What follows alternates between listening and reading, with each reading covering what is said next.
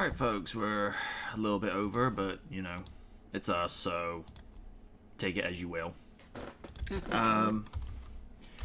Right, just need to get the Future Funk going. Oh, and don't know if anybody saw in the Rock Discord server, Linkin Park's got a new single out. Really? What? And it features Chester. It's What?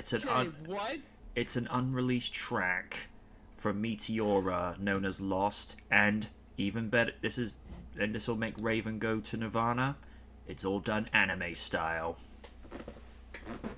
Yay. That's cool. That is cool. Yep. So just like breaking the habit. Pretty much, I think.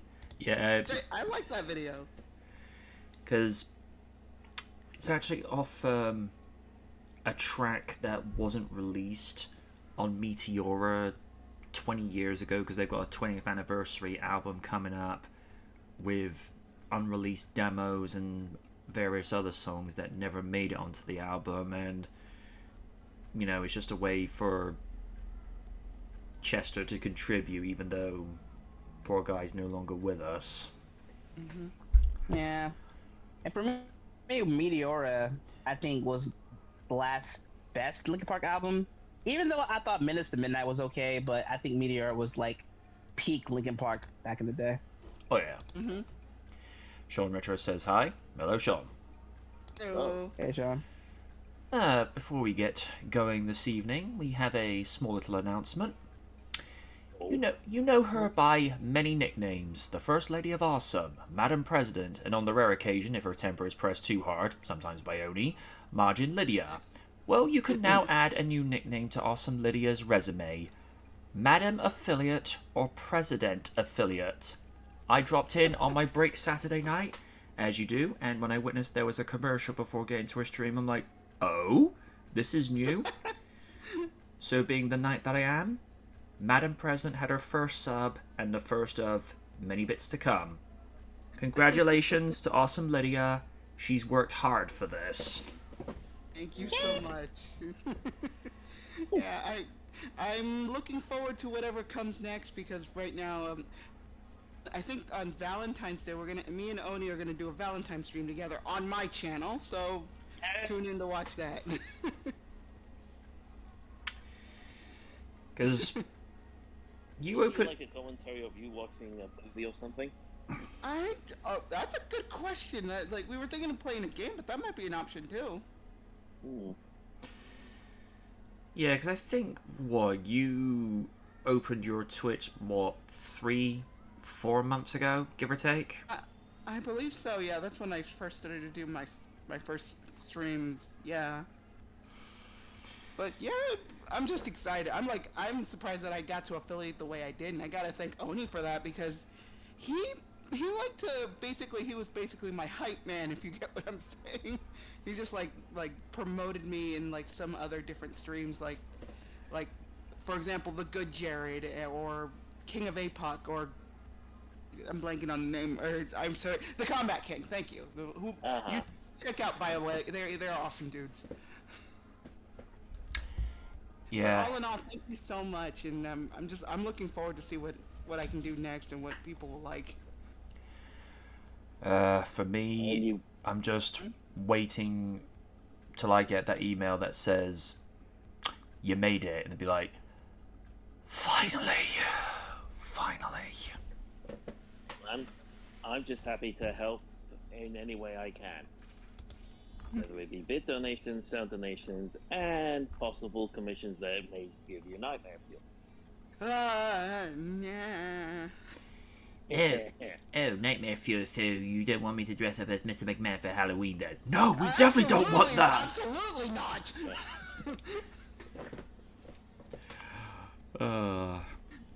We're actually going to start off with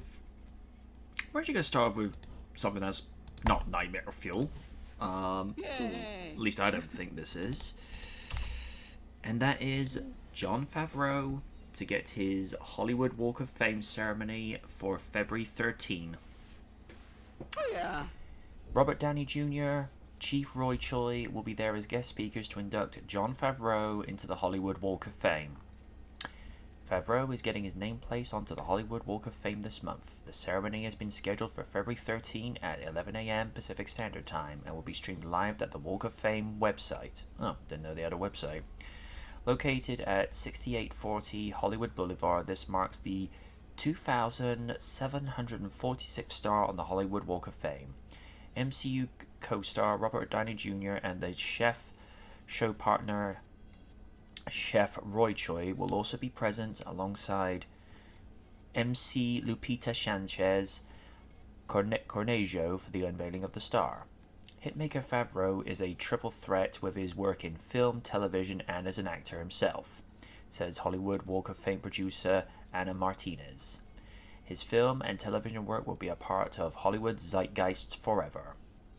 Favreau is getting inducted through the category of television, though his work has been with both the big and small screens. He started as an actor, appearing in movies like 1990s like Rudy and PCU. Favreau got more into the creative side by writing the 96 comedy Swingers. Oh, I didn't know he actually wrote that. In addition to starring, the Walk of Fame harkens back to Favreau's beginnings to his ongoing success as a filmmaker to tout why he's fully deserving of this honor. He has continued to challenge himself as a filmmaker and an innovator with an eclectic variety of projects, pioneer cutting-edge technology and production techniques within the framework of classic Hollywood storytelling, as a press release notes. Favreau will have friends help induct him. As a man of many talents, Favreau executive produces and directs the Chef show for Netflix. This series also follows Favreau and Chef Roy Choi delving into different kinds of food while joined by special guests. RDJ, who will be at the Walk of Fame ceremony with Choi, appeared on the show. Favreau is also widely celebrated for his work in the Star Wars franchise. He's literally carrying the Star Wars franchise on his shoulders at this point. Along with Dave Filoni. Yep. While the Kennedy cannot run that company. No comment. I'm right, she can't. Well, the fact that Spielberg has spoken out saying she was difficult to work with. When Spielberg spills the tea, oh boy, you done goofed. While the recent films have taken a lot of flack, oh, you spelled flack without the C apparently, okay. The praise for The Mandalorian, which was created by Favreau, who also serves as showrunner, has been practically universal, and the series has won 14 Emmy Awards. Nice. Whoa. Hell yeah. He also developed the spin-off, The Book of Boba Fett, and is executive producing the upcoming shows Ahsoka and Skeleton Crew. Favreau has also done recent work with directing Disney theatrical remakes of The Jungle Book and The Lion King. Yeah, we don't talk about the latter. Yeah. Visually, it looks great, but writing-wise, it's like, why can't we just watch the original if it's pretty much line for line? But that's neither here nor there. He recently executive produced and served as showrunner on Prehistoric Planet. I'll be taking a look at that later. A docu-series for Apple TV. The show was nominated for the Television Critics Association Award for Outstanding Achievement in News and Information. You can catch Favreau receive his Walk of Fame star on February 13 at 11 a.m. Pacific Standard Time. The ceremony will be streamed live on walkoffame.com. Neat. MovieWeb, you forgot one important movie, Iron Man. Just saying.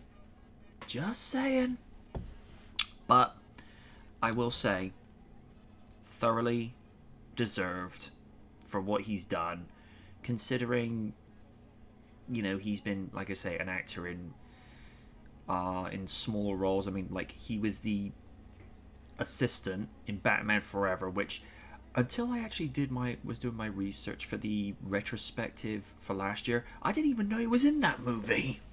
Yeah, okay, that's new to me. I actually didn't know that. Same here. And of course, he was Matt Murdock's legal partner in the first Daredevil movie. Probably a project that Foggy. Yeah, I remember him in that. it's probably a project they both regret. I will say though, blanking. I'm blanking on names at the moment. The guy who played Bullseye. Colin Farrell. Colin Farrell. Yes. He was having a whale of a time playing that Yes. character. Mm-hmm. And Michael Clark Duncan, I'm just going to go on record saying that's probably one of the best portrayals of the Kingpin ever. Yeah. Yeah. Yeah. I mean, he's second place to Vincent D'Onofrio, but again, that goes without saying. I mean, No disrespect. my way of thinking is, because like most people, I grew up on the 90s Spider-Man animated series, and the way the Kingpin is on there, he's sassy, but there's that sense of eloquence and class to his performance, and Michael knocked it out of the park, and I'm like, yes, you are the Kingpin. Whereas with Ben Affleck as Daredevil,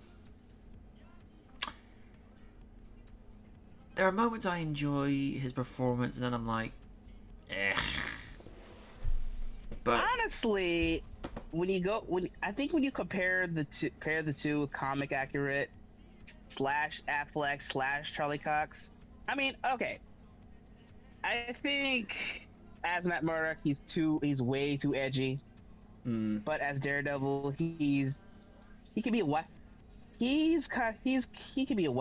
can be a wisecracker, especially sometimes in the comics.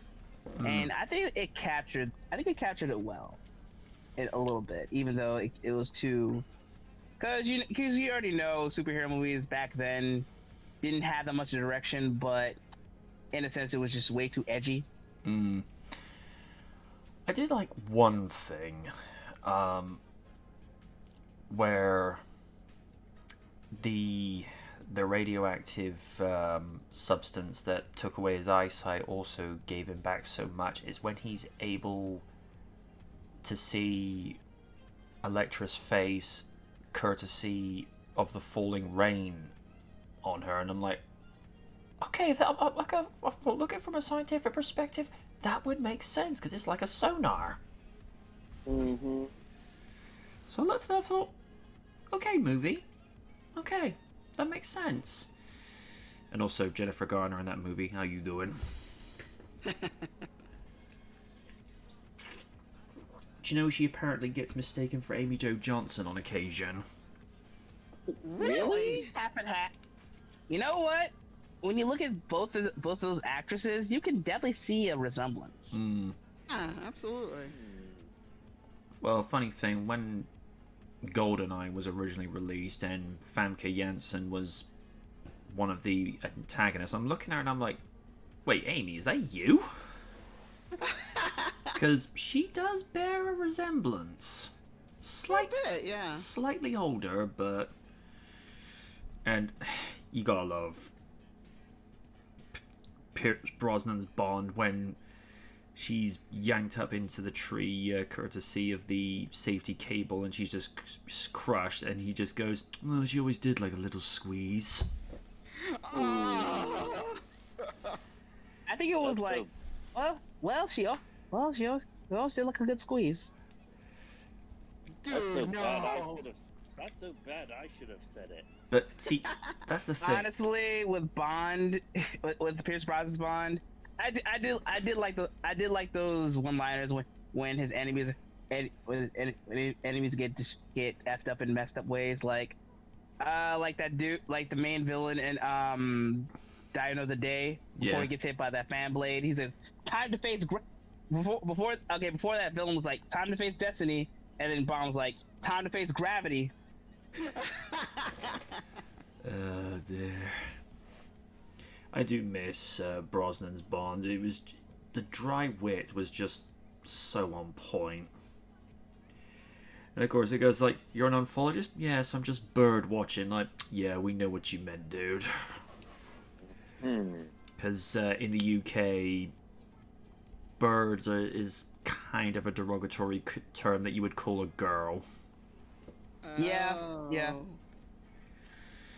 Yeah. Which even in the bottom movie Guest House Paradiso, you see Richie addressing all the women that are dancing around in his hallucination slash dreams. Birds, birds, hello, birds. Oh my god. And he gets awoken by Eddie just dousing him in cider. Which is kind of contradictory because Eddie wasting any form of alcohol, that's just like, no. And you could ask random about that, you know, alcohol to Eddie is like women to Richie. It's like, no, we're not wasting these, no.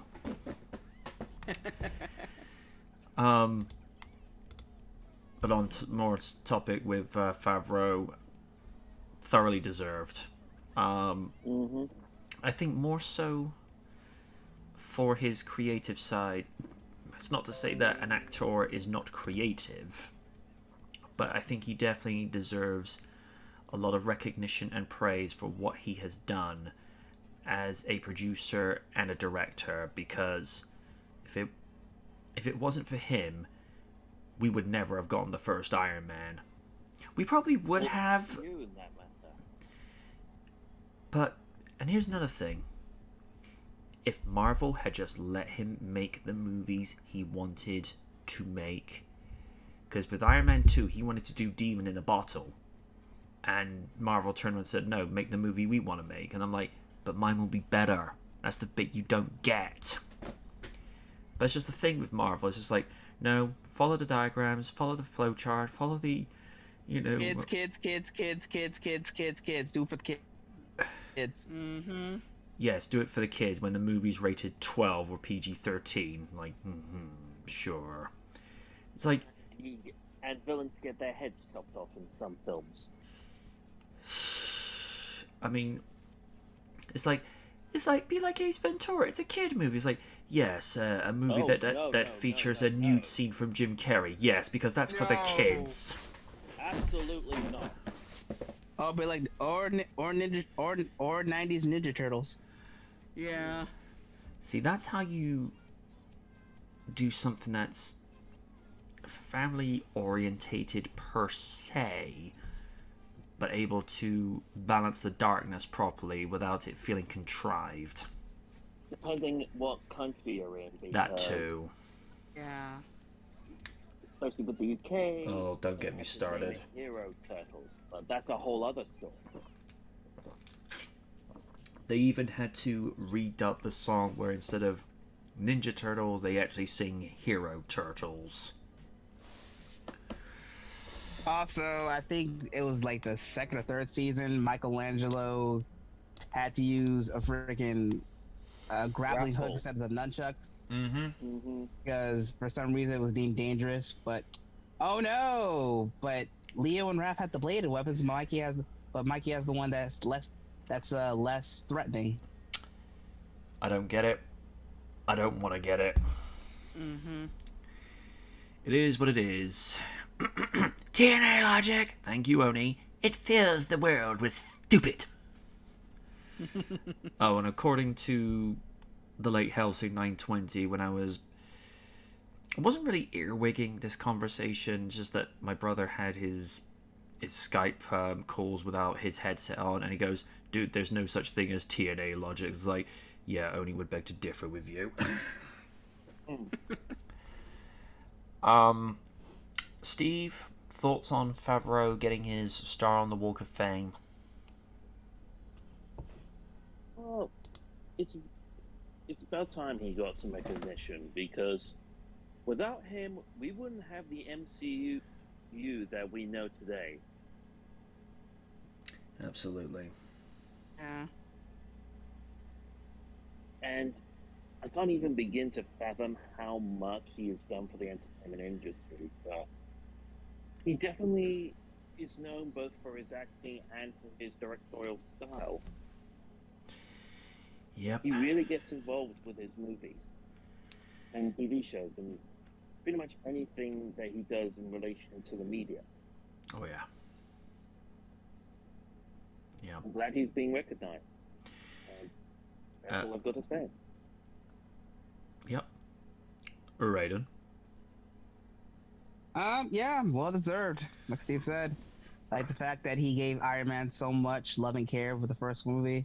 Second movie, half and half, but still was watchable. Third movie, sad he didn't get that get the vision that he wanted. I mean, yeah, listen, look, yeah, it's Marvel's for the kids, but sometimes a lot of Marvel stories has a lot of adult themes, Mm-hmm. and one of Iron Man's main thing was alcoholism. Yep. And I kind of like how it was played, especially in the second series of Iron Man. Except it was Armor Wars, but there's I don't know. I don't know. They just make things subtle without putting alcoholism in it. But I think if anything, it would have worked for that symbol. But Marvel, do it for the kids. I mean, it's the reason why freaking Spectacular Spider-Man got canceled. Mm. Well, that's when they bought Marvel, but yeah, you get what I'm saying. But, Yeah. Earth's Mightiest Heroes as well. Don't get me oh started. God, don't remind me of that shit. Mm-hmm. But yeah, anyway, let's at least we're still talking good things. Anyway, yeah, like I said, well deserved for Favreau. He deserves the world. A part of me hopes that he gets more input when he makes more movies. So like, especially Marvel wise, just let him do what he got to do instead of policing. But yeah, like I said, well deserved. You actually make a good point there. I think, particularly in the climate that cinema is in now, whilst executives do deserve to have a say in how the movie goes, because at the end of the day, they're investing their money and their resources into these projects. I think they should have more faith in their directors to be able to present the movie the way they see it, because let's be honest, is anybody going to walk up to Christopher Nolan and say, no, don't do the movie this way? To be like, nah.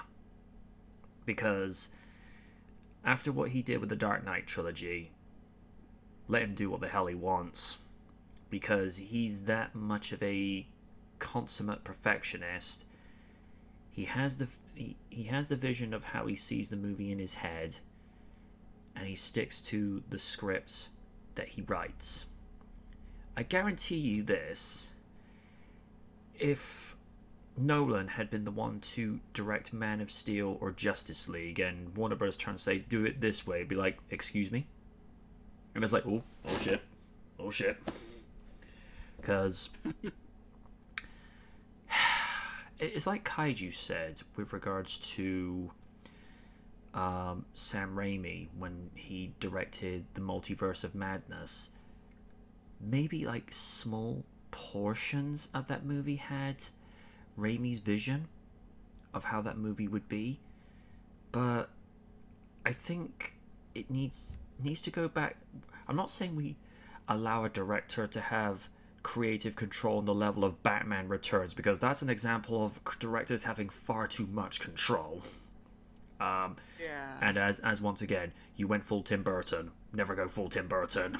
It just needs to be at a level where, if Spielberg directs a movie, if he wants it directed a certain way, he's going to have it his way, because you don't walk up to Spielberg and tell him how to do things. I mean, the man who gave us Jaws, Schindler's List, E.T. E.T. What was the... Ready Player One and Jurassic Park. You're going to tell the guy that gave us E.T. and Jurassic Park how to direct his movies? Please. Granted, Spielberg is not necessarily hitting movies out the way he used to, but here's the thing, guys. He is in his 70s. It's not to say that he's past it. No. Far from it.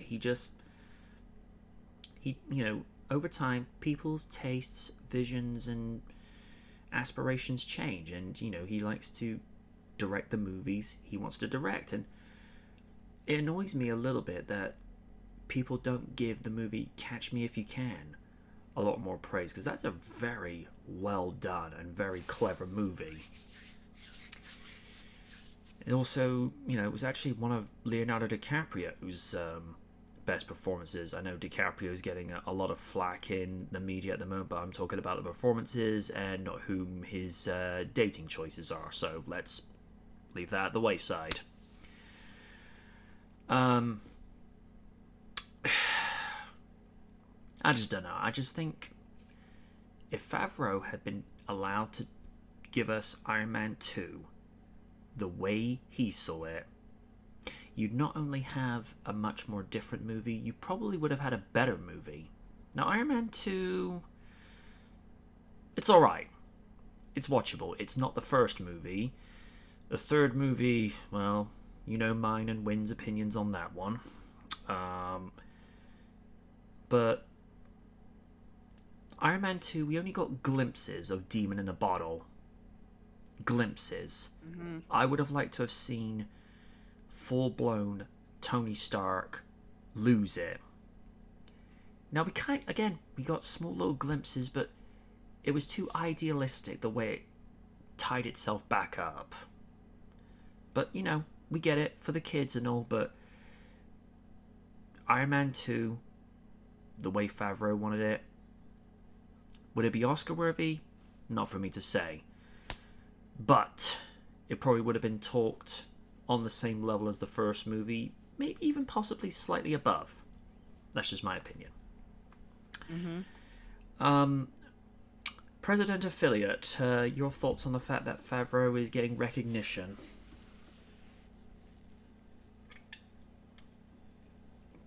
Lids? Oh, sorry. Okay. I'm gonna be honest. Like, looking back, I remember Favreau as being the rich boyfriend of Monica who wanted to do UFC and got his ass handed to him. I do That's what I remember remember. that. Yeah, I remember that episode. But again, looking back on him, like, I didn't think that he was going to become this prolific creator or director. I had no idea. I thought he was just going to be just an actor who's like probably going to fall by the wayside and get forgotten, and that would have been sad because I'm glad he got some he's now getting recognition for his work, and I'm very proud of that. But it's like remembering, oh God, he was Pete on Friends. Oh my God. But good on him. I'm glad. Congratulations for him getting the star on the Walk of Fame, and that's, again, I can't really add anything to that. Just like, good on him. Yep.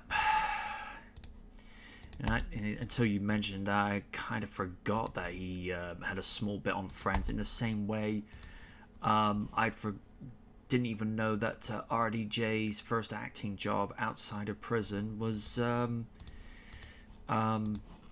doing a couple of episodes on Ally McBeal. Because at the end of one episode, he did a duet with Sting. I do find it ironic to this day that what's considered a very awkward love song is actually a stalker anthem. It's like, huh, okay, Sting, that's, yeah. Sadly, we're on to something very sad. James Kapostas, the founder of AMVs, has sadly passed away. Sadly, it seems one of the anime fandom's pioneers has passed away. James Kapostas, the world's founder of AMV, has passed away. The news was shared online with a close friend, and Michael Pinto went to share some loving words about Kapostas. To my old anime friend, may you rest in peace.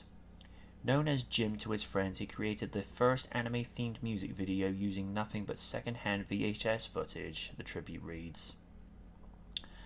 Beloved by friends, Jim played a key role in supporting early anime fandom's events in NYC and Philly, was an early cosplayer who dressed as Captain Avatar from Star Blazers, and would later be involved with Otakon. Or Otakon, yeah. Otakon. Thank you. What made me proud of Jim was that he took his love of anime and turned it into a professional career as a video editor for over 2 decades. If you do not know the story of Kaposta's first AMV, it is a wild story. In the past, the founder told fans the world's first AMV was made by connecting 2 VCRs that synced scenes of space battleship Yamata to music from the Beatles. This happened back in 1982 before video editing tech was readily available to the masses and Kapostas was just 21 years old. Of course, creating AMVs would go on to gain popularity as tech and show accessibility grew. Most of it would be Linkin Park's In the End, which has been overused to this point. From Kaposta's manual edit to today's TikTok tributes, the entire fan space looks different these days. And of course, AMVs continue to bolster some of the best music on the air. From classic titles to underrated bangers, AMVs have it all.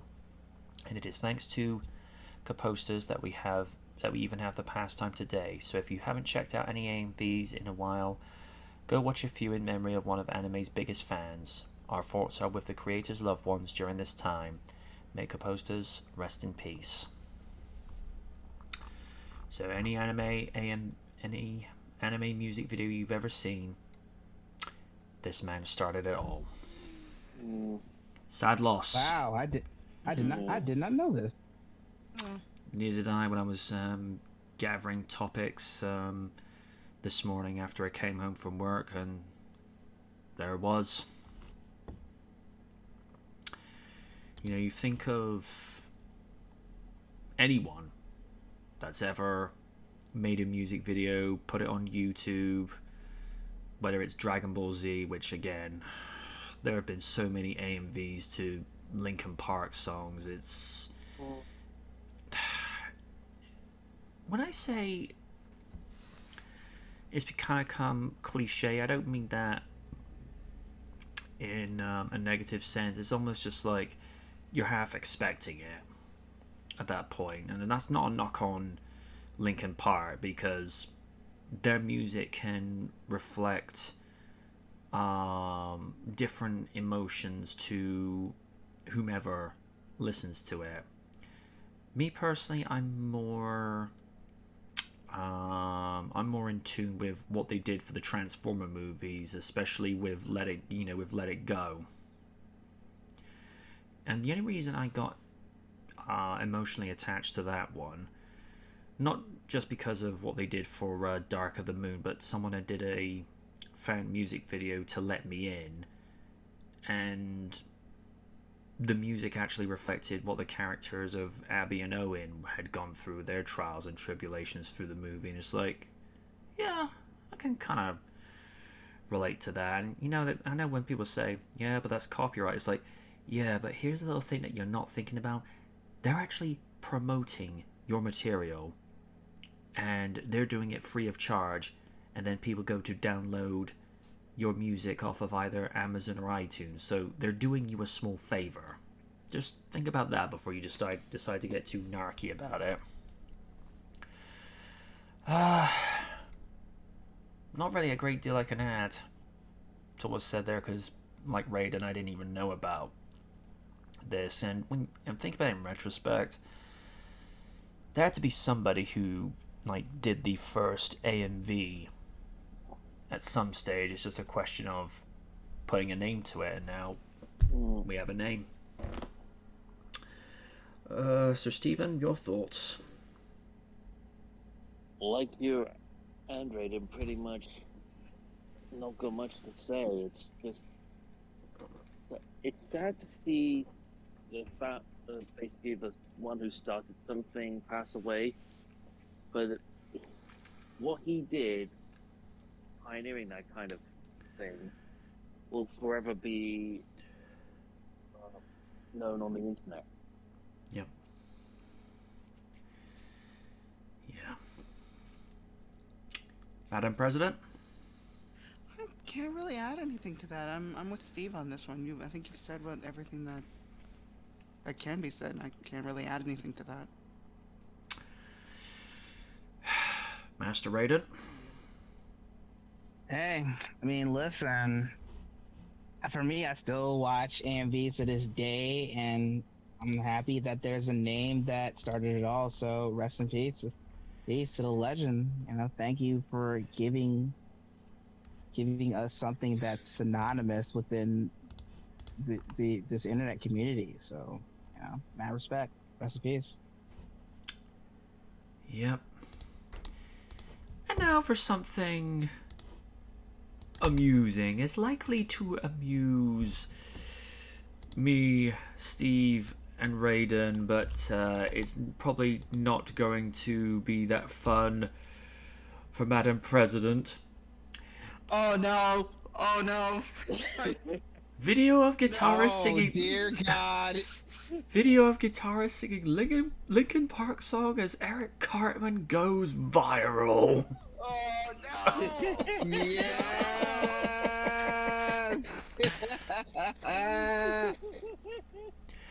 A TikTok video of a guitarist singing a Linkin Park song in the voice of South Park's Eric Cartman has gone viral on social media. Musician and YouTuber Fernando Ufre put his TikTok video of Cartman singing Linkin Park's smash hit "In the End." I'm going to be sending this to Oni later, just a day ago. Yeah. But it's Oh my god! but it's already blown up in a That'll big be way. interesting. This is apparently part of a series of TikTok videos that Ufre is launching on TikTok under the hashtag Cartman Covers. I'm just so tempted to check this out. Oh my god, no! And is certainly catching on with fans. As one tweet put it, "I never thought I needed to hear a whole Cartman album cover of Linkin Park before I died, but here we are." Over on YouTube, you can catch Fernando Ufre's more traditional and pleasing singing voice as he performs acoustic covers of other rock hits like Red Hot Chili Peppers' Other Side, Metallica's The Unforgiven, or the traditional rendition of Linkin Park's In the End, generating hundreds of thousands, if not millions, of views. Clearly, Ufre's got a handle on how to promote his music in the digital space, because now his TikTok debut with hashtag Cartman Covers is already a viral hit and is generating headlines like this one. Currently, the hashtag Cartman Covers lineup includes Pure Imagination from Willy Wonka. I need to hear this later. No! I wanna hear some of this now. Come Sail Away by Styx. Yes. God! Yeah. Good Riddance by Green Day. Oh god! I imagine that. That scares me. Danger Zone by Kenny Loggins. Yes, I will definitely be listening to that. Yes. Yes. Yes. Oh my god! And Material Girl by Madonna.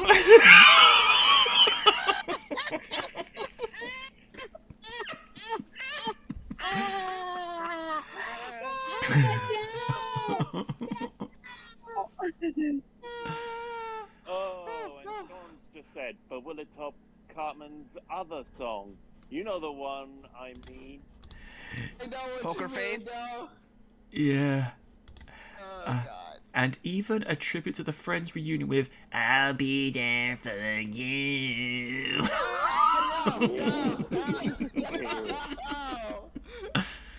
Oh no! Oh. Eric Cartman is, of course, the foul-mouthed and bratty boy that is one of the four main characters in South Park. The Cartman voice is probably one of the most recognizable animated voices there are, right alongside Homer Simpson or Stewie Griffin.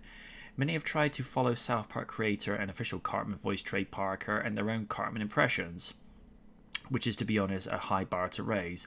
Parker has done many of his own famous song covers as Cartman over the course of South Park's 20-plus seasons on the air.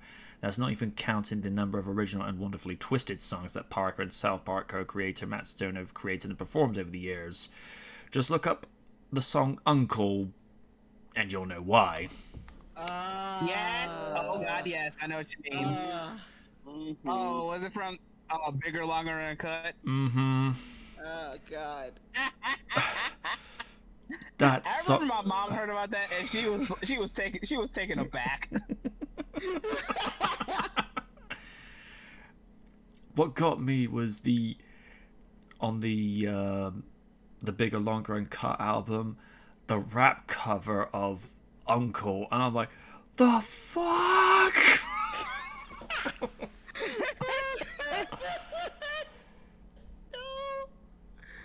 Oh god. I can't breathe. That's all to say. Out of the millions of Cartman impersonators out there, Fernando Ufre has done a pretty good job of it. South Park is still airing on Comedy Central and is available to stream on HBO Max. So later, I'm going to be paying Fernando Eufray's YouTube channel a visit, and I'm going to be sat there listening to Danger Zone and Material. Me in the material. Oh God. Just to say, I found the In the End cover.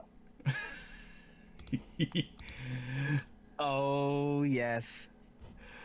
I'll have to. Oh no, I'll have to definitely, like I say, listen to that in a little bit, because here's the thing, folks. Even though it's somebody's singing it without the actual official music, YouTube still recognizes the lyrics in the background, 'cause that's how smart the AI has gotten. Oh God God. dang it. I'm sorry. AI scares the shit out of me. I'm sorry it does. It just can't. I'm sorry. I mean, I was seeing one video the other day, an AI generated image of Batman as a dark 80s sci-fi movie. The Joker is nightmare fuel in that video. Nah. I mean, you know what? I've seen a lot of those, but it's like, mostly it's like, what if the X-Men was done as a CW show? I'm like, what the fuck is this? No. I need an adult. I'm an adult. Go back to That's work! debatable. Back to work! Be an adult! But I am at work. I'm here as my Force Ghost. You don't have a Force Ghost. You haven't died yet. But I'm able to be in. Still, I'm able to be in two places at once, like Obi-Wan like Luke Skywalker was in. Wait, what was the second movie of the trilogy sequel? Last Jedi. Yeah. Last Jedi. That's still there's still whole debates on whether that sequel trilogy is now going to be canon going forward. Thankfully, when Kennedy, I'm sorry to bring this up again, time and time again, but when she's finally given the boot out of Lucasfilm. But will she be bequeathed a boot to the head though? I wish you could. If not, I'd happily do it myself. For anyone asking, that's a Monty Python gag. Aha! That's Boot to the head. Who by? The Spanish Inquisition? Nobody expects the Spanish expects Inquisition. them. Yeah.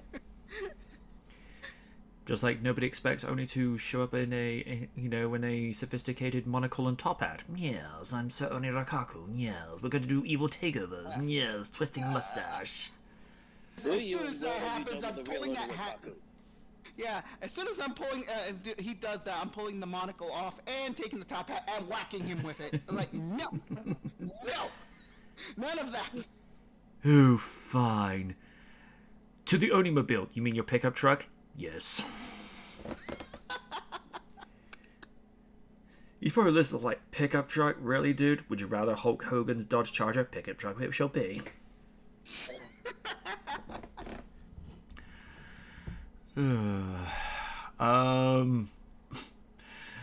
Steve, thoughts on the fact that somebody's doing based on the article, someone's done a nigh on perfect Eric Cartman impression to Linkin Park. I actually found that video, so I'm probably gonna be looking that up later. Oh my god. I just started listening to that and I'm like, oh god, that is so accurate, it's not even funny. I'm going to share this in self-promotion on Oni's Discord later. Yeah. In my Oh, no. Oh. You'd be like, hey Oni, I didn't know you got a job as an impersonation on YouTube. I don't have a beard like that. You could have. Yes, it is true. I And could. he can barely grow a beard, I'm sorry. But if you're gonna put that somewhere, put that in Laugh Damn It Laugh. That's Okay. the only way he will accept that without him getting a little pissy. No offense. Laugh, damn it, laugh. That's apropos. Yes. Yes. Without him getting miffed, it's like, Lidge, you know how easy that is to do. I know, I know. And knowing Ruby be like, I'm promoting this. Yes. I'll be saving this for later. Same. And they go on Twitter, hey Odie, I just found you did a music video. Fuck off. And then Oh God! I honestly, I would not put that against Ruby. I would not. and of course there's me, Raiden, and Steve later going, just put listening to Oni's most recent music. I did not do this. Hey, how about Cartman covers Hulkamania's theme? Like no, just no. Oh, Cartman covers! I am so tweeting that later. Yeah. He's listening to this and I was like, I hate every single one of you. We know, dude. We know. Here's some cheesy poofs. Raiden, your thoughts on this? Honestly, it's not surprising. Internet finds anything just to make it funny. Like, I mean, there is a YouTuber by the name of Brock Baker who be using his voice with cartoon characters, mainly Goofy. Okay. Like one of his main series is like Goofy wants his money. Oh my God, no. Nice.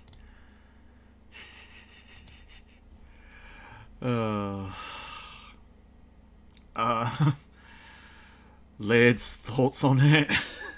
I got nothing. I'm just like listening to that. I'm like, oh my God, that is so damn uncanny. It's not even funny.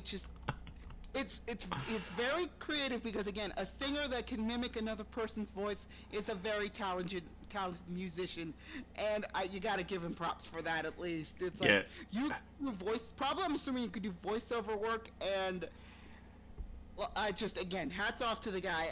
I have to have 100% respect, but I am definitely gonna look up a lot of these videos later because I'm going to need a good laugh later. I'm not sure if it's him or not, but I think a few people online are thinking that he should do the voices of Rick and Morty going forward. Okay, if that's the case, I'm 100% down. And you're probably like listening, watching one where he's like, I don't know, Eric Cartman cover of Green Day, and it's like, Lids, what the hell? But honey, this is funny. I don't care. It's like MJ's gonna be promoted. Oh, he's already done it on Twitter, Instagram, Facebook, and YouTube. I hate him. Come see Eric Cartman sensation over at twitch.tv/OdiRakaku. If you give him 10 subs, he will do Eric Cartman quotes for 10 minutes. Wait, 10 subs? Okay. I'll allow it. No more Cartman quotes. Steve says he'll give you 7,000 bits. Really? Steve, really? No, that like he saved. I think Steve's saving those bits for the Valkyrie Queen. So. Yeah, that's 10,000 for the Valkyrie Queen. Mm-hmm. On the first game. That's a lot of bits, dude. Yeah. Well, the thing is, with Oni, it's gonna be a heck of a challenge. It took me over about 20 deaths to try and defeat her. Damn. Wow. Yeah. Okie dokie. On to 11 Star Trek gadgets we wish were real. What?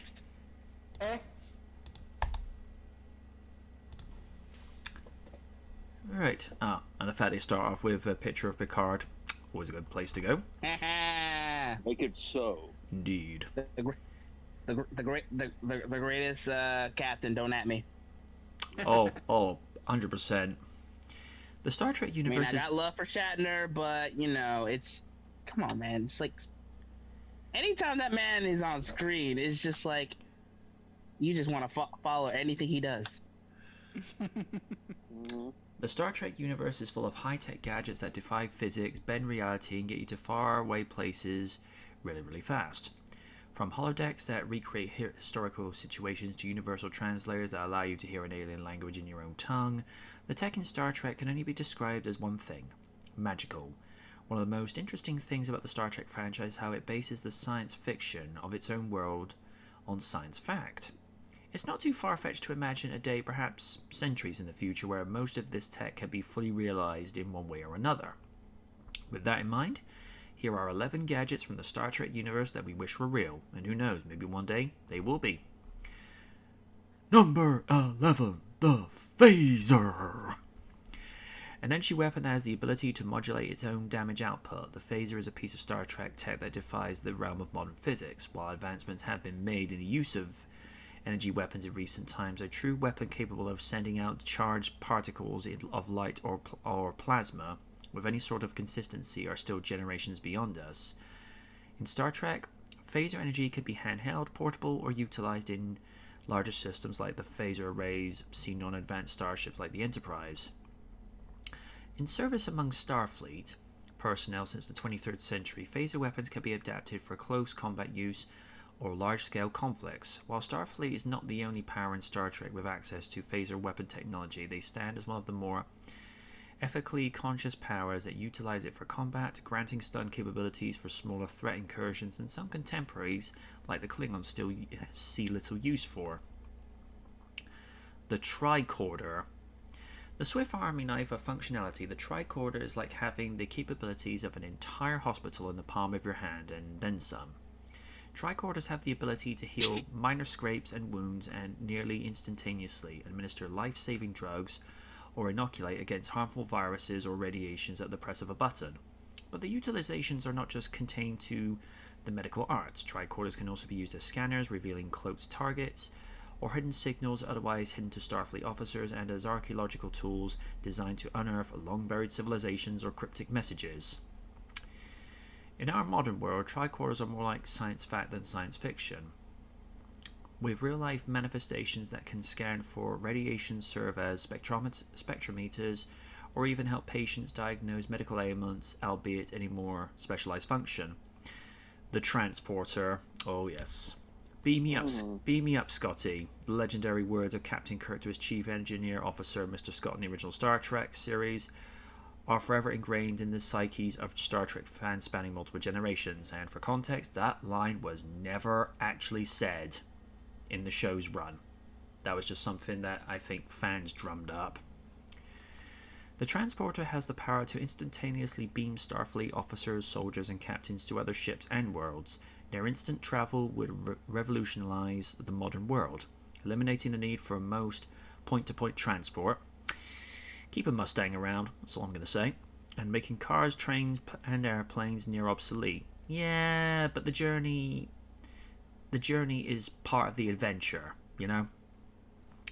In recent times, scientists have had limited success transporting materials instantly from one destination to the other, focusing on inanimate objects or quantum entangled particles. In truth, transporting living, breathing matter across any distance still remains a step above our current capabilities.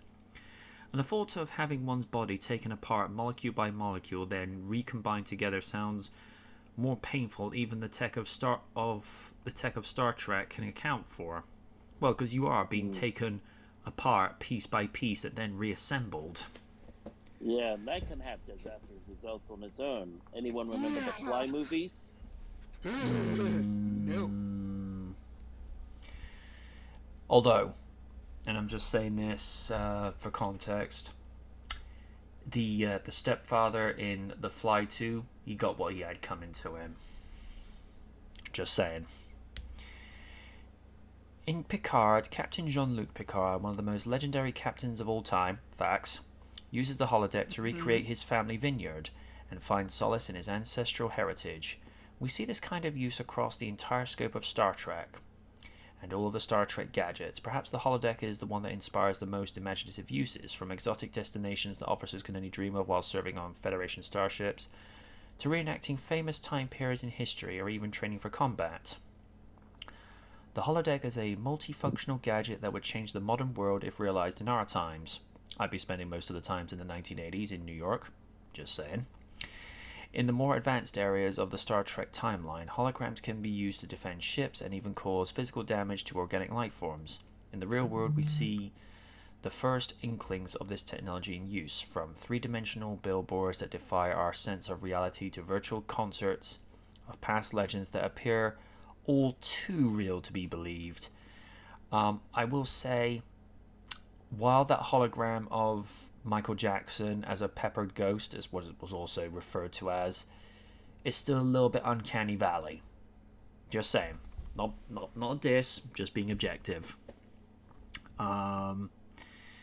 Still, the holodeck of Star Trek remains light years of our current mark, even as our modern day scientists make life advances. The Starfleet Badge.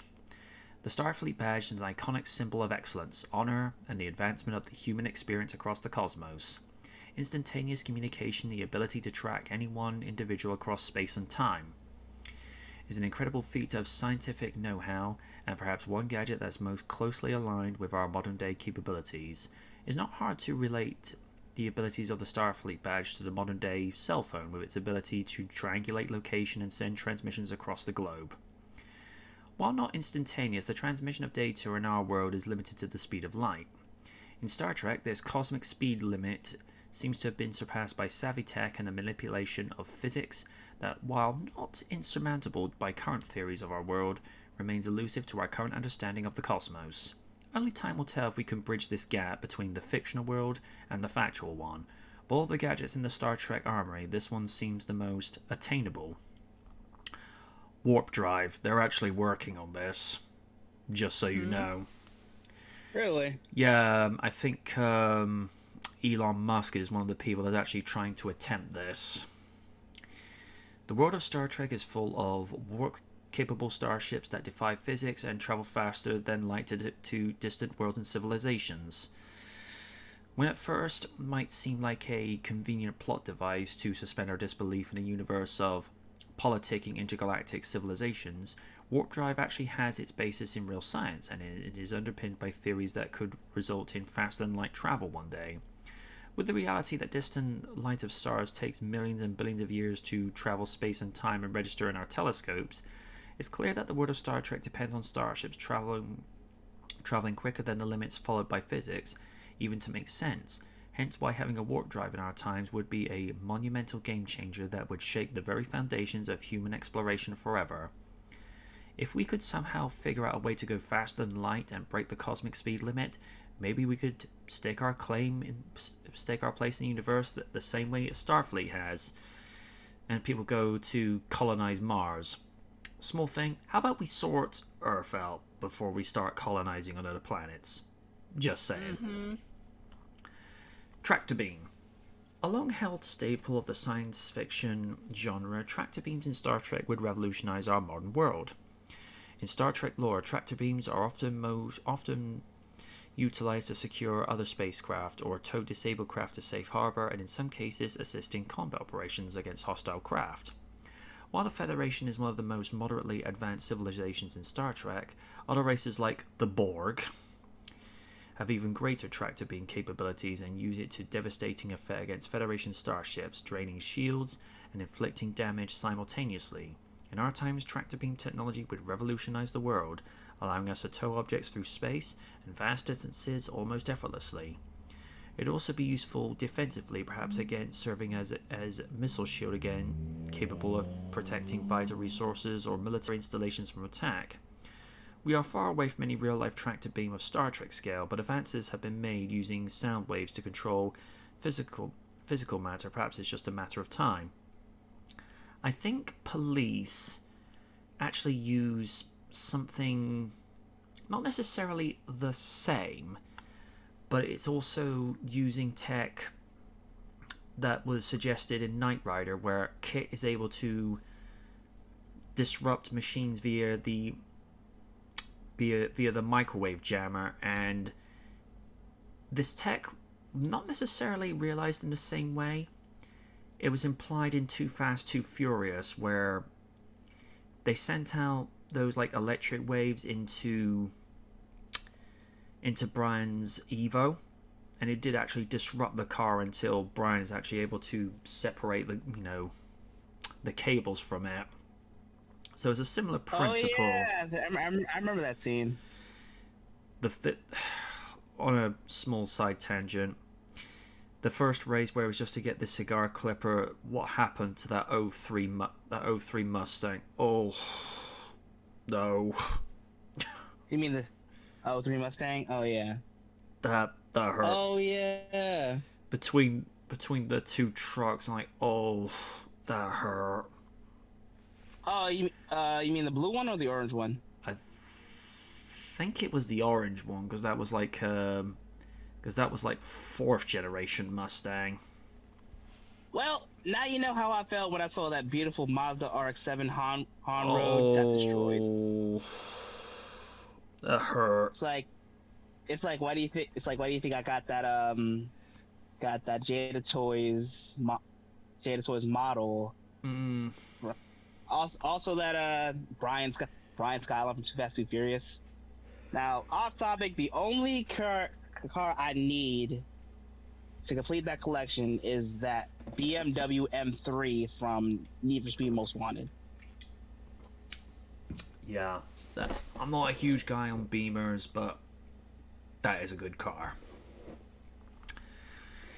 Number 4, universal translators. Actually, this would be very helpful. Civilization. Oh yeah. Civilizations across Star Trek develop universal translators to communicate with one another in real time, leaping over the evolutionary barriers of alien languages developed across thousands of different worlds. The universal translator in Star Trek is useful in diplomatic missions during peacetime and war, but is taken for granted in many instances.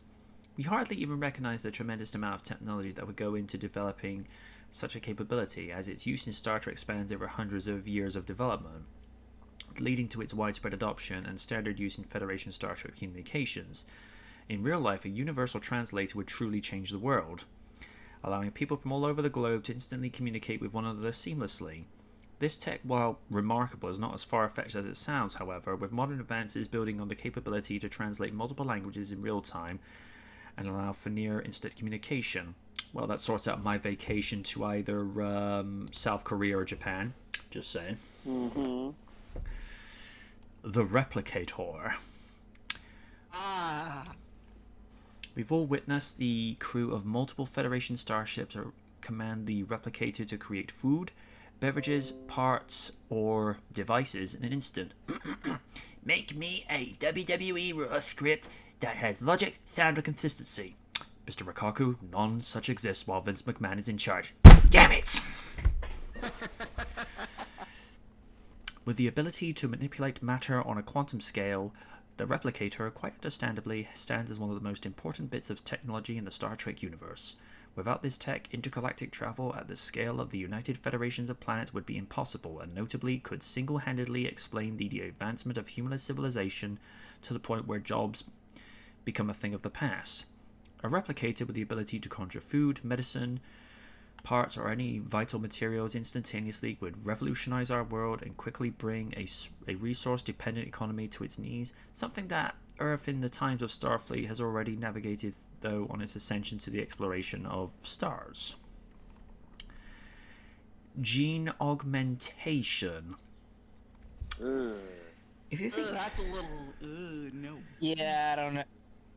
Yeah, if you're anyone remember that episode Splicers from Batman Beyond? yeah. I do. That episode was creepy. Yeah. If you think gene augmentation is a touchy subject now, wait until you see the fireworks it inspires in future Star Trek eras. With all the tech at the disposal of humanity during the time of the Federation, one might wonder why armies of genetically modified super soldiers didn't overrun the galaxy or conquer old age or defy death itself. Oh no, work for Steve Rogers. But well, it's not for a lack of trying. If the eugenics war of Star Trek lore is any indication, the domination of matter, space, time, and even the mastery of medicine itself should have been enough to inspire a genetic revolution, but the augmentation of humanity in Starfleet remains off limits. Even after conflict with Khan, perhaps the most famous genetically modified human ever, the potential for gene augmentation remains a tempting premise in both science fiction lore and the real world. With conflicts surrounding the use of genetically modified humans highlighted in recent episodes of Star Trek Strange New Worlds and Picard, this is an issue that continues to divide the political world of Star Trek. Still, godlike powers to augment humanity sure would be nice. I get where they're coming from with this. The only thing I would say, and this is something that science is actually trying to do now with a concept known as designer babies. For context, they're not necessarily just talking about the appearance, but it's the ability to go into the code and remove hereditary diseases from the gene that they're born into. So to be able, so what if in your family's history your family has hereditary diseases like cancer, diabetes, dementia, or any other disease that is passed down from one generation to the next. What if you could just think of the human genetic code as like a computer? If you see like a defective component, you take it out and then you replace it with one that's actually going to aid the body rather than be a detriment. I mean, it's a good idea in theory, but here's the problem, though. Who's that going to be available to? It's not going to be available to, like, the regular Joe Schmo. It's going to be available to anybody who can pay for it. Therein lies the problem, and that's going to create a gap between the rich and the poor yet again. For me, making that gap a canyon at this point. For me, if it were up to me, I'd make that available to everyone. But I have the naivete of, I want everyone to benefit from something like that and not just have it, as Richard Attenborough once said, only to cater to the super rich. Because, alright, this is apples to oranges, but you can get the context. It was a Volvo engineer, I think in the very late 70s or early 80s, that pioneered and invented the seatbelt, but he wouldn't actually patent it. He made it public domain and said, no, this should be made available to every single car manufacturer because this will save lives. And I think that's the way it should go. I think if they ever were to make designer babies or gene augmentation a thing, it should be regulated, but it should not be done. I think if it was done for profit, that should be like tertiary or whatever is the term that's below tertiary. It should not be the primary objective, because the primary objective is a healthy child that's free of disease and free of whatever constrained their ancestors. Because if I ever do have children, good Lord help me, I don't want any son or daughter of mine to go through cancer, dementia, or diabetes. It'd be like, because you always want the best for your kids, and you want them to grow up healthy and as beautiful as and as handsome as those that preceded you. So with this one, like Lids, I'm a bit 50-50 with this. I think if they ever did bring this in, do it in a way whereby it's done for the right reasons and it's not done for profit. But we know there's going to be that one asshole that will be like, no, we should make money off of this. And I'm like, and as Lid said, that's where the problem will be, because it'll create a divide where the super rich are all the Steve Rogers, and you have the other divide where you have like people on the lower end that probably have the intelligence of like Peter Parker, but because they haven't been given the super gene, they're thrown to the wayside. Yeah. And number 1, androids. No, we're not talking about the cell phone either. Oh, God. it's weird seeing Data opposite Lore. I mean, it's like Sheldon looking at Sheldon and just saying that is creepy in its own right. Also, that one episode where he's dressed up as Data is like, that is so scarily on point. Like the use of genetics, the arguments surrounding the use of androids in Star Trek remain hotly contested. In modern Starfleet, the use of androids is strictly outlawed after a synthetic rebellion put the Federation on high alert. Data, the most iconic android of Star Trek mythos, remains the golden example of the heights android technology can reach, having developed aspects of his humanity while serving on the Enterprise of the Next Generation era, and even sacrificing himself for his crew. In our times, a true synthetic life form would, rightly so, inspire many of the same reservations and concerns that consume the politics of the Federation. Yet no one can deny the possibilities on society that synthetic life forms would have, from creating an endless and expandable workforce to the exploration of consciousness in life forms created by the hands of humanity.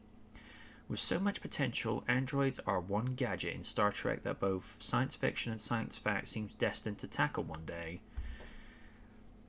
I wouldn't call Data a gadget. I would refer to Data the same way that Picard would look at Riker, LaForge, or Counselor Troy. You would look at him as a member of his crew. So, it's in the same way I don't look at Kit as a gadget. I mean, alright, Kit is not a person per se, but he's a conscious being. You know, he has thought, logic, and reason. So, yeah, there's a whole bunch. There's a list on a whole bunch of items on there that, you know, could become a reality. Some are a little controversial, as we've been mentioned at length, but some would actually have some, you know, real useful real world applications. And like I say, Universal Translator's like, well, that's my vacation to either South Korea or Japan, all signed and all done. Just saying. Steve, what'd you make of the list, and what would you like to see any of those be a reality one day? Out of them all, I'd say the top three for me for gadgets I'd like to see would be the holodeck. Yes.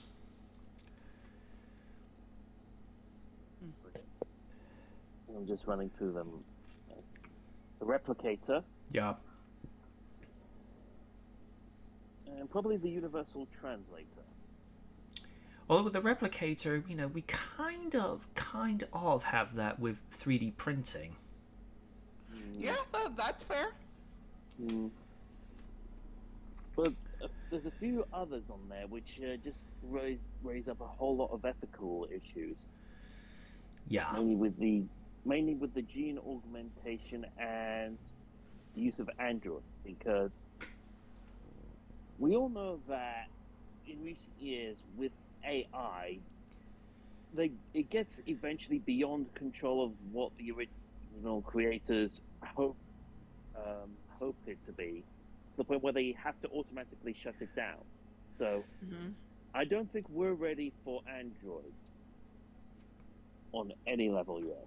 Well, don't tell Samsung that. That's one of their money makers. Baby.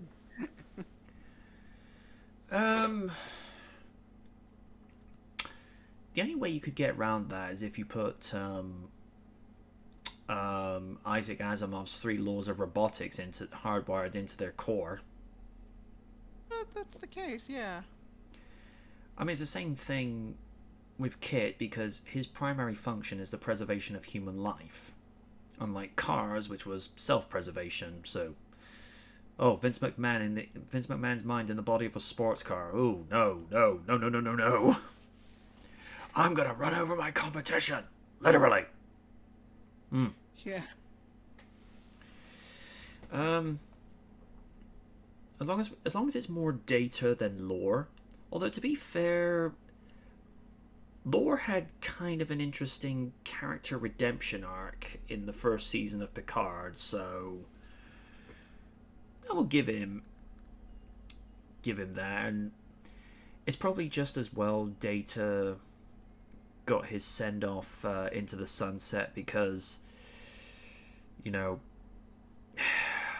time always catches up, and you know, Brent Spiner couldn't look like Data forever. Because, I mean, although Patrick Stewart has aged, it's not to the point where he's unrecognizable from his heyday as Picard. You know, he's still very recognizable as Jean-Luc. Whereas with Brent Spiner, it's not so easy to put him back in the Data makeup. Whereas with, you know, with Patrick Stewart, just put him in the uniform and he's Picard. You know, and I don't know what it is, but Michael Dorn as Worf with the white beard, I don't know. It kind of makes him look a lot more regal. Yeah. Would you agree, Raiden? Yeah, definitely. I mean, same thing with you know, LeVar Barton with the salt and pepper in his hair and his beard as LaForge. It's like, that's actually not a bad look for him. And yeah, actually, what ones would I mentioned the replicate universal translators? That would be definitely good. Warp drive, that would definitely make things useful. The transporter, I'm 50-50 with it. I think, you know, if you have like a situation where you have a Thunderbird 5 up in orbit just to do experiments like they're doing on the International Space Station, that'd be great. But essentially, you know, making modern transportation obsolete. Here's the thing: people love going on heritage rail tours every year in the UK. People love their classic muscle cars and what have you. I mean, what people forget is, whilst, you know, we are looking to decrease our journey times each year, getting there is part of the fun, because when you're going by on a train, you see parts of the countryside that you wouldn't normally see. And that's rewarding visually as much as it is just to relax and just let your mind switch off for a little bit. Or like when you're seeing towns and cities and the landscape via the air, via commercial passenger airlines, you know, you get to see things from a perspective you wouldn't ordinarily see. So yeah. Ray, I think there's like an old saying with that. Sorry to interrupt, but there's a phrase like, "The journey is as important as the destination." that does sound like something I would say. Yeah, I can't add anything. Can't add anything to that, because one of the rewarding things I find whenever I'm going on the train to Swindon, just to go to the railway museum, is just seeing the wonderful different countryside that Wiltshire has. And you know, particularly when listening to music, it adds to the experience. So then, like I say, it's just allowing yourself just to sort of switch off and just take in the view, you know, and that's a beautiful thing. Raiden, out of the list, what are the lists on the items on there that you'd like to see, ones you're 50-50, and ones that you raise up a rock eyebrow to? Honestly, even though I'm not the biggest Star Trek guy, the Universal Translator I would love to have, you know, because I would love to travel the future, you know. Mm-hmm. I would just have a translator at the fly instead of just typing it up every other day. It's like I would just say some on my phone, do this, you know, it will be great. Warp drives. Oh my god, that should be so convenient to do. Especially you gotta get to work, cause like for me, it's hours. Well, it takes like an hour for me to get to my destination, but still, you know. Really? One I draw my eyebrow to is the gene splicer thingy. Like I said, like like like I like I said, uh, splicing your DNA, um, splicing your own DNA. Ugh, yeah. Better be happy what you have, because you might not get to change yourself back to normal. That's all I'll say. I think that's the only thing. Androids, look, we're kind of sort of getting there with Cybernetics or whatever. I don't know, man. It's like what Mikey said in the 2003 Ninja Turtle series. There are just some things men was never meant to tamper with. So, you know, I don't know. I don't think we're ready for that. But yeah, that's why I go. So, Madam President? Okay, well, for starters, like, there are some things that, like, you can have fun with, or hell, they could be beneficial. Like, for example, the use of holographic technology. You could use that as therapy, honestly. Like, have somebody who's, say, recovering from a trauma they had, like a car accident, or some kind of, like, traumatic event. Not saying relive it, but have it look through the incident, saying, looking back on it, trying to talk through it. That would probably be good for the use of the holodeck per se. Heck, it also could be used recreationally. You could just like we use with VR, but only without the silly thing on our faces. Yep. I would be okay with that, because I've seen people use VR headsets, and it's the most hilarious thing I've ever seen in my life. The replicator would actually be good and beneficial, especially if we could like find a way to get rid of the garbage that it comes from that.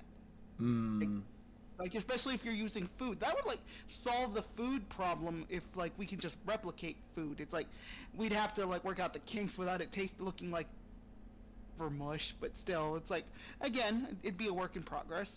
Same with like any items that you may have to make. So I would say that would be beneficial. I would love a universal translator. Heck, I would love to understand what people are saying when, not for just the sake of like, you know, understanding a person if they're like talking shit to you, but also like understand what they're saying so that either you could help them or understand that, because the language barrier is what gets us in trouble all the time. Yeah. The assumption that you're saying something bad when you're really just talking or having a conversation. Because in a way, I'm Oni's translator when it comes to anybody speaking Spanish, because whenever we walk around the city, or at least this case Walmart, he hears somebody speaking Spanish, and I lean to him and say, they didn't say anything, they were just having a conversation. Just a lively conversation. Don't have to translate word for word, just like, nothing bad's happening, you're good. So it's like, I would love a universal translator. The things I raise an eyebrow to would definitely be gene splicing, because as I said earlier, yeah, if you want to like mess with people's DNA, that's just gonna create problems all the way around. And androids, the less we say about AI and stuff like that, the better. I'm sorry, I have no problems with it, it's just I feel like it's trying to cross a line here. It's like, I feel like there's a thin line and it's already been crossed. But and also, let's just say my Skynet senses are tingling. I'm sorry, just I'm a little scared. Yeah. Yeah. So, but all in all, I gotta say there are a few things that are pros in here on this list, and a few things that you might want to either tweak or don't do at all. Because last thing we need to give AI is a body to inhabit so it could kill us all. Just saying. That reminds me of the sequel of That reminds me of the sequel of Universal Soldier. Yeah. That had Goldberg in it, and he had a system called Seth. And then you know, got cocky, got a body. Also reminds me of Brainiac. Yeah, kind of. And also of the new film that came out a few weeks ago, Megan. Oh God, Megan, no. I still need to see that. Oh, nuh-uh. It's a cool movie, but no. Please, no. Sean's just said, as long as the transport doesn't turn you inside out, and when you do Yes. Yeah, like The Fly. Yeah, I don't want to get Cronenberg. Thank you. Yeah, I'm good off that. When we do get a working warp drive, first class ride to the Amazon's planet from me. When, Death by snoo snoo is a way to go. Snoo. Yeah. when we get androids, just make sure we don't get Skynet. Agreed. Um, Have an android like Bender, yeah. even though he'll steal our shit. I think with regards to artificial intelligence, Android, it's like I said, as long as you have the 3 laws of Asimov's robotics put in place, theoretically you should be fine. Because it's basically in the same way as, laws for humans. Like, don't murder, don't steal, don't do any other stupid shit, and you'll be fine. You do stupid shit, well, you get backhanded by Raiden for your troubles. That's what he's there for. Make sure you be sensible. Otherwise, you answer to Shin Raiden, and you don't want that. Please, you really don't. I'm very peaceful. Don't, please, no. Otherwise, you hear "Omae wa ore shinderu." Yeah. Sean just says, unless they find a loophole. I think with regards to an AI principle, we'll refer to it as that tentatively. You better make sure there are no loopholes, because I think with regards to that, because I think this is just me saying this as is, I think artificial intelligence at some stage in the future will grow a consciousness similar to that of Data, Optimus Prime, Kit, or even the way that rock and roll were portrayed in the Eddie LeBron Mega Man movie, which, by the way, that fan movie is so underrated. So well done. Because, humanity evolved into the intelligent life forms that we are now. So I think it's only fair to presume at some stage, artificial intelligence will get to the similar point as well. So there would need to be like a, an AI principle law which says this is what you can do and this is what you can't do, and this is one where things would have to be agreed, because it's the same thing with we have as laws as humans. Like I say, you don't steal, you don't murder, you don't do inappropriate things that you shouldn't be doing, and if you do, there are consequences. That's just how I see it. And again, the gene augmentation, I think, once again, I think there would have to be a foundation principle that says this is what you can use it for, and this is what you should not be using it for. If you're using it for profit, don't. If you're using it to eradicate diseases that's in your family history that would limit you and cause a liability for your health, then that's definitely something that could be looked at and say, okay, we can take these out of your future generations, but not necessarily you yourself as we currently stand, because I don't know. It depends where we would be ethically at that point. I get where people are saying this shouldn't be messed with, but at the same time, and this is just the humanitarian in me speaking, I don't like to see people suffer. I think there's a difference between seeing people suffer and people, pay for their mistakes and what have you, but that's a given. But me as a human being, even if it's somebody I don't like to see people suffer.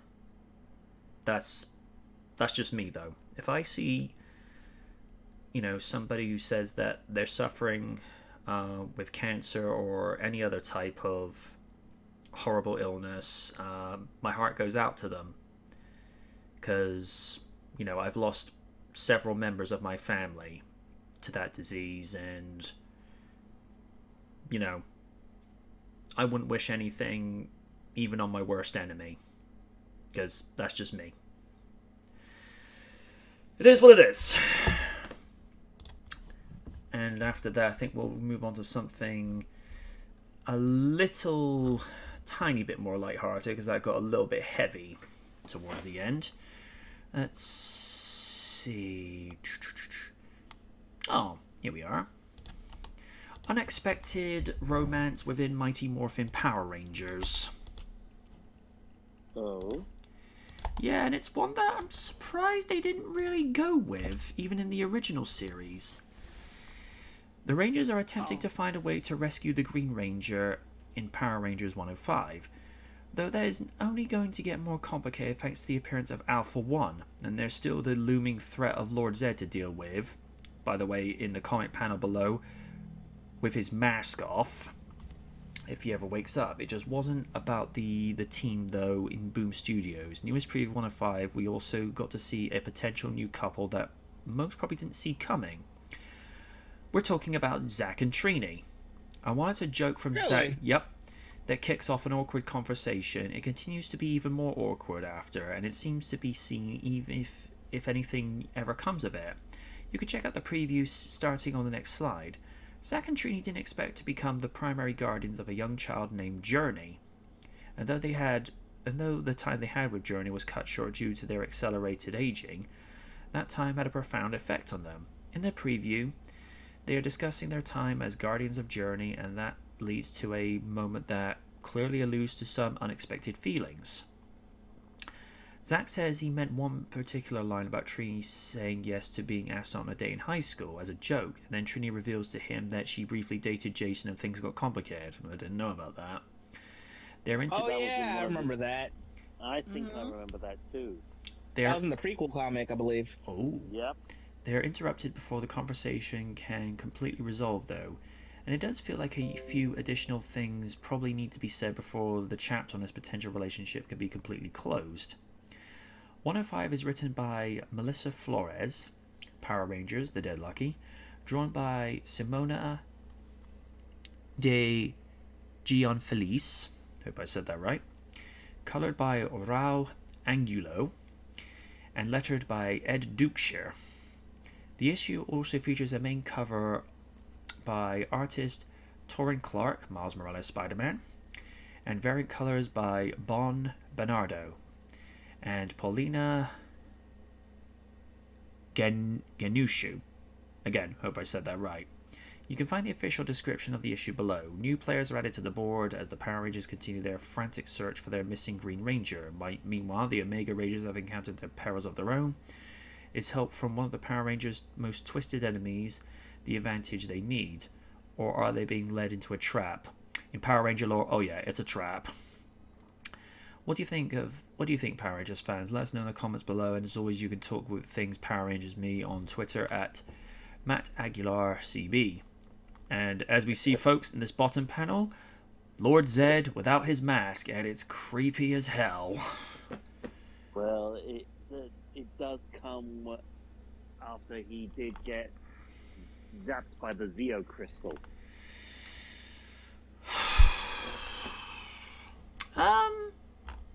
Zack and Trini, I ship it. Simply because it's like Ashley and Andros. You know, it's not something you would ordinarily think of, but it works. Because I always figured back in the day they would actually ship Jason with Kimberly, you know, the lead guy and the prettiest girl on the show and what have you, but, you know, they went and shipped her with Tommy, and it's like, okay.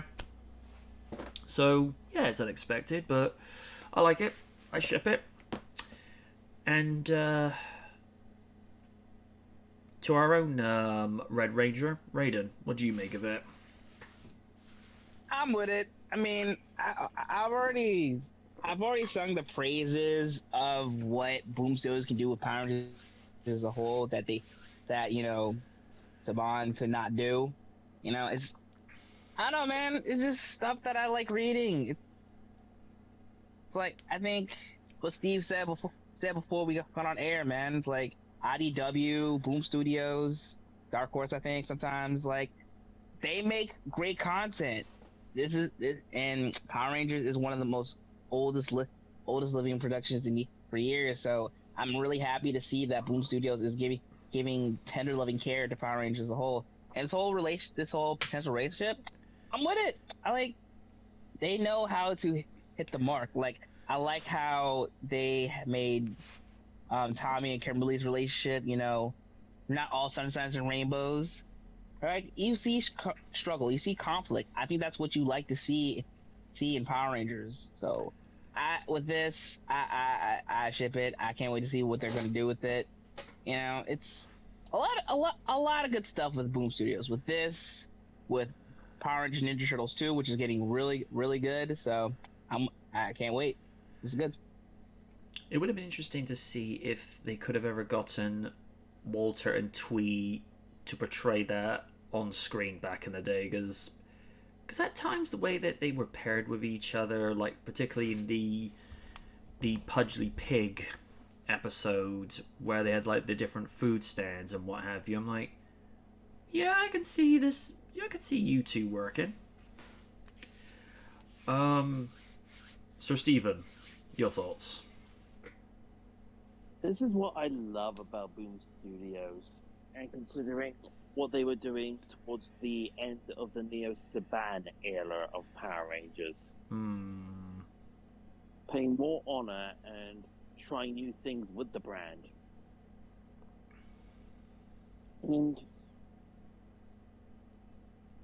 given time, I would have liked to have seen something like that explored further. But it is an interesting idea. All right. Madam President, your 2 cents. I gotta agree with Steve. Like, I love what Boom Studios does. It's like, especially with all of their like the properties. I love what they've done with the Buffy the Vampire Slayer comic, where it's like it deviates from it, but it has good material where it goes with it, and it's like it goes to places where the show couldn't go.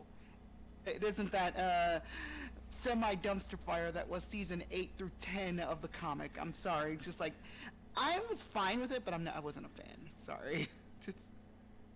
That's what.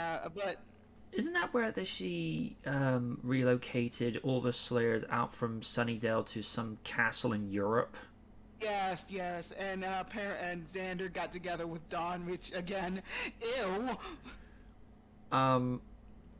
Considering he was, all right, he wasn't her uncle via blood or via law, but that's still like a potential parental or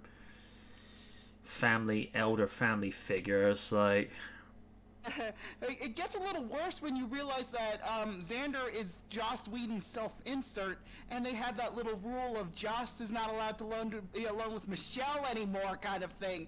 You want to put the math together? You want to put the math together because I can. Yeah. That being said, all right. I was about to say, let's put that out of the way. let's not say we did. Agreed. But again, I love what Boom Studios does with the Power Ranger license. They know what they're doing. They know who they're talking to as their audience, but also bringing people in as a newer audience, saying it's like, oh, I've heard of Power Rangers. It's like, oh my God, this is so cool. But again, it's not just for like casual fans. It's for the hardcore fans, even for like people who aren't fans of the show. It's like, oh, this is cool. Again, this is how you do things right with an IP. You use it properly. Otherwise, you're gonna get something else. I'm sorry, but all in all, I'm glad what they're doing with this. Glad they're giving these characters a bit more love than they got in the show because of reasons. But Yes. again, I'm glad that they're getting love, and that's actually a really cool concept. I love it. Well, hopefully with Hasbro now, they'll actually invest more time and money into the show, because whilst I'm thankful to Saban for creating Power Rangers in the first place. I'm saying this as it is, sir, but you were cheap. Cause They also lost they also lost the plot, especially with storylines, because I feel like from space to let's see, what's from space to Time Force, they had really great writing. It's like yeah, I don't know. Ever since the success of space, they kind they kind of went to places in interesting ways. You know yeah. what I mean? Like that Lost Galaxy episode Rescue Mission. It felt like a damn horror movie. I think that was one of the things where you're able to, how do I say this? You're able to go to different places without extending the boundaries of your target demographic, because the target demographic was children and young families at that time. Because I remember talking to some people back in the day that would go and say, oh, my husband watches Power Rangers, and my perspective at 14 at the time was like, so if it's not hurting anybody, let the man do what he wants. It's only a problem when I think it's only a problem when if somebody's enjoying what they're watching but they then try to force it on others. That's when it's an issue. But the way I see it, if somebody wants to sit in the corner and watch reruns of Inspector Gadget or Batman or whatever, it's like the man's minding his own business. If he's not hurting anybody, let him go about his business. That's just the way I see it. But what I would like to see done with Power Rangers is if Paramount comes along to Hasbro and say, we'd like to do an animated adaptation of Battle for the Grid. Or or just the story arc where the other 5 Rangers are only morphed because of Tommy, and everybody's like the Green Tyranno Ranger or the Green Triceratops Ranger, and it's only because once Tommy gets to the moon and undoes what Rita did that everyone's able to get their own colors back. So that would be an interesting take. And also, Warner Brothers, Hasbro, Power Rangers Justice League, when's it happening? Or also Power Rangers Ninja Turtles. The world needs that shit. You gave us Batman versus Ninja Turtles. That was great, but we need more crossovers. Or, if I'm being so bold, why not talk with Toho and maybe do Mighty Morphin Power Rangers versus Godzilla? That'd be interesting. The only things, and this is the uncomfortable conversation no one wants to have when it gets to the subject of Twee and Jason David Frank, it's just get some very, very good sound-alikes. Because I think, realistically, I think JDF would have been down for this. He says that he was done with Power Rangers, and I'm saying this in the context of when he was alive. It's like, you don't necessarily become that tired of something that you grew up, that you ended up loving, dude. I'm not saying that out of disrespect, I'm just saying that as is. And for all we know, it could be him as the Green Ranger in the 30th anniversary special. It could be. But for once, what I think Hasbro and Netflix are doing, which is smart, they're keeping a tight lip about it, which I think is the right way to go about it. I'm hoping with that they allow Hasbro not only put the time and money in, because like I say, Saban was cheap, because when they were doing behind the scenes work of the 25th anniversary, was it 25th? No, the 20th anniversary episode, JDF shows the sole of his Green Ranger boots separating from the rest of the boot, and he goes, "Nothing ever changes," and I'm like, "Nope." And of course, as I mentioned in the 25th anniversary movie review, they only got paid, $500 an episode. Now later I learned that it was actually $600, but $100 ain't gonna make a whole lick of difference, especially in 90s money. What they were getting paid, we'd be paid today, I don't know. That's something I'd have to go over to dollartimes.com for. But point is, Hasbro hopefully will actually put the money in where the sets don't look cheap, and they actually put scripts in that don't.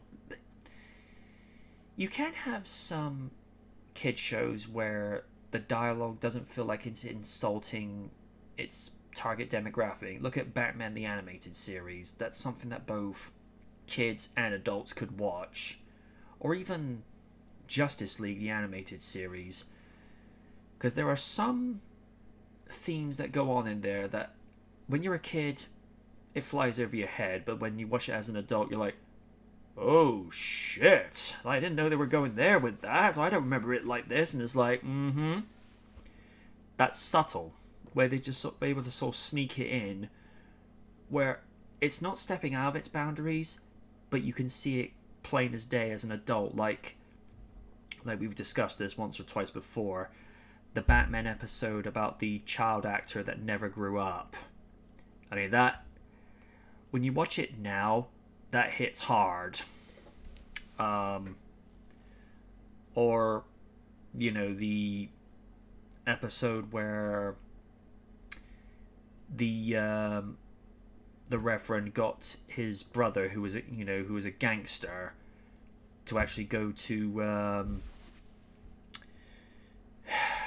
Gordon to make a statement about some of the stuff that was going on the streets and what have you. There are some episodes, like I say, where you watch it now and it's like, whoa, that's deep. So,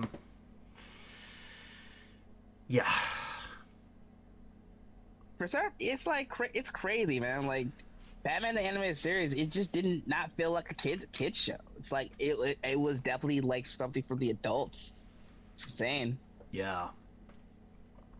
But it is good to go back as an adult, watch shows like this. Like, wow, I watched this when I was a kid.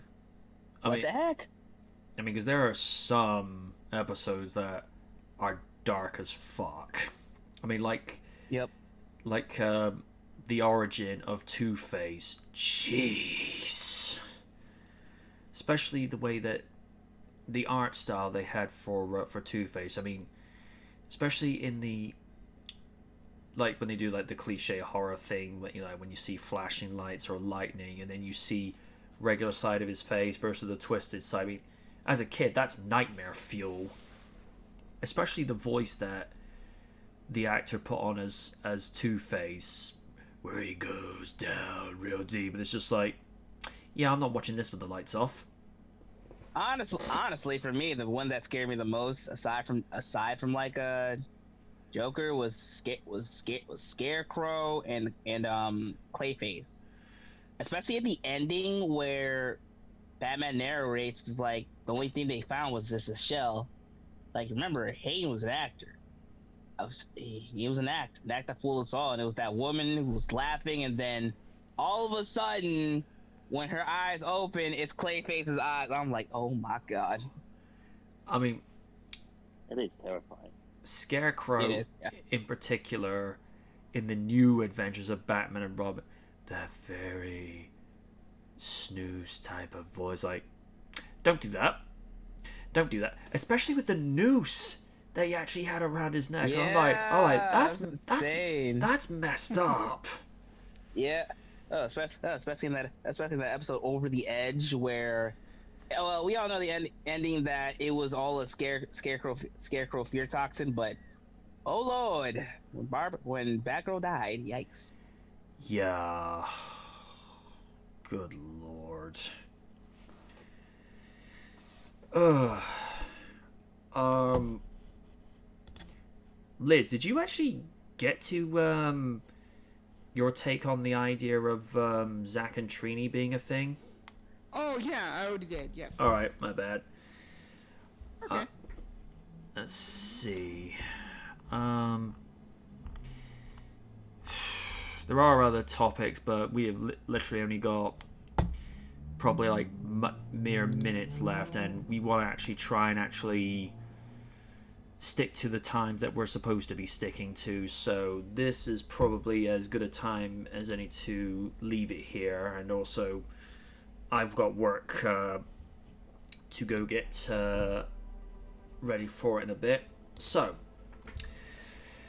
thank you once again to my co-hosts this evening, and once again, congratulations are most indeed in order for Madam President, the First Lady of Awesome, and now President Affiliate. Go over to twitch.tv/Kitsune Rakaku and give her a follow and give her subscriptions, folks. This lady, who I've said many times before, is my sister from another mister. She has worked extremely hard to get where she is. She is worth every single penny of your time. She will make every moment of the live stream she's on worth your time and your enjoyment. Thank you so much. No problem. And just as a reminder, I'm back again on Tuesday and Wednesdays at 10:30 p.m. UK time, 5:30 p.m. Eastern, and 2:30 Pacific Standard Time for Sonic Tuesdays and Jurassic Wednesdays, respectively. And because of, unfortunately, ongoing complications, the live stream times for those may be under review, because again, I'm trying to meet people halfway, and I'm trying to get to a point where everyone's happy. This is why I don't do voiceovers and filming in the evening anymore, because unfortunately the walls in this apartment block are not as soundproof as they would have you believe, which is why I'm speaking at the indoor volume that I've got currently. And Steve can vouch for this. I was at quiet levels of speaking Wednesday night. I didn't have a choice in the matter, folks. I mean, the only way I can stay on the air is, meet people halfway. And I know what some people say is like, oh, that you were too noisy with voiceovers and films. Like, I did those in the afternoon. How would you have been able to hear that if you weren't already here? Just saying. And also, just a heads up for those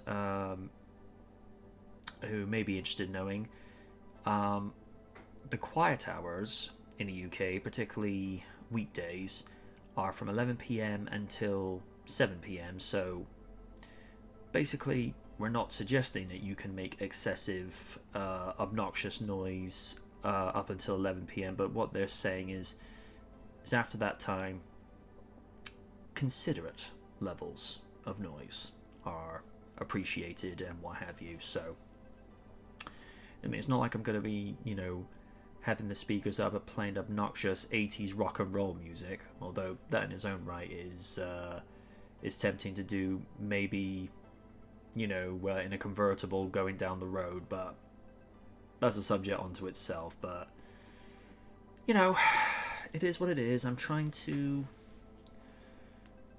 work within a system whereby people get what they want and I get what I want, because, that's what we call a happy medium. Take that as you want to. So, until next Sunday, I have been the Knight, saying good night from the night.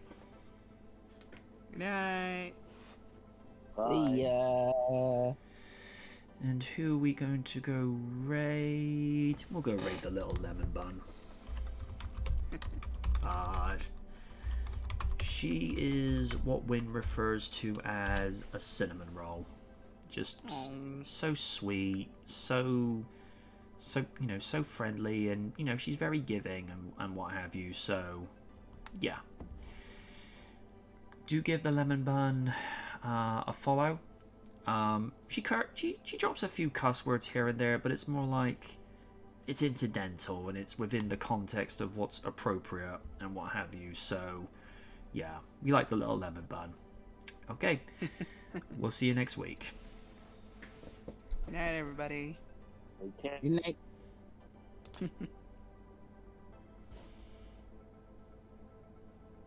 Wait, I put my music.